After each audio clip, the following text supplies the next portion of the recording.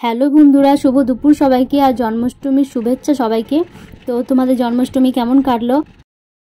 টোটোটা এখানে রাখলাম বেঙ্গাধরে, তো আমাদেরকে তো সেই জন্য আমরা এখন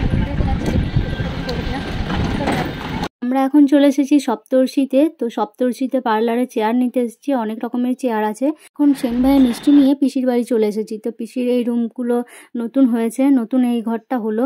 তো জায়গাটা ছোট লাগছিল, বাগান ছিল যখন, এখন দেখছি প্রচুর বড় লাগছে জায়গাটা। এটা হচ্ছে কিচেন, খুব সুন্দর হয়েছে কিচেনটা। এটা হচ্ছে বাথরুম, খুব সুন্দর লাগছে বাথরুমটাও। তো ফিনিশিং হলে আরও বেশি দেখতে ভালো লাগবে, তখন আবার দেখবো। বেশ ভালো লাগছে। আমাদের টোটোটা বেনিমাধবে আছে, তো আমরা সপ্তর্ষি থেকে এই টোটোটা করলাম।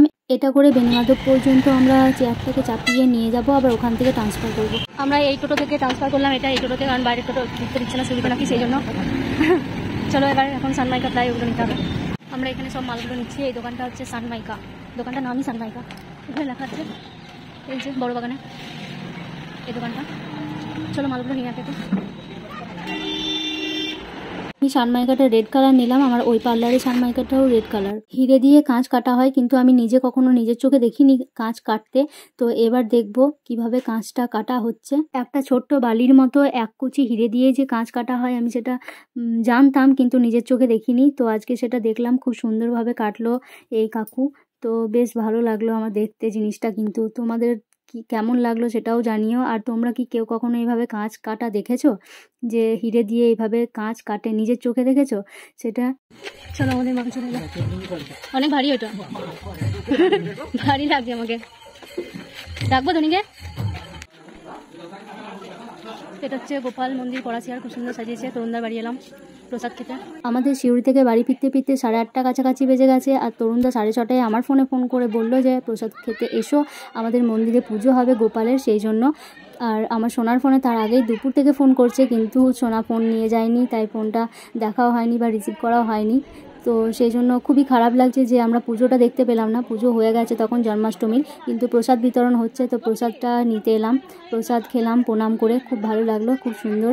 আমি তো প্রথমবার এলাম জন্মাষ্টমীতে, কোনো মন্দিরে যাওয়া হয় না, কিন্তু এই প্রথম এলাম। আর তরুণদার বাড়িতে চলে এসেছি প্রসাদ খেতে, সোনা আর আমি।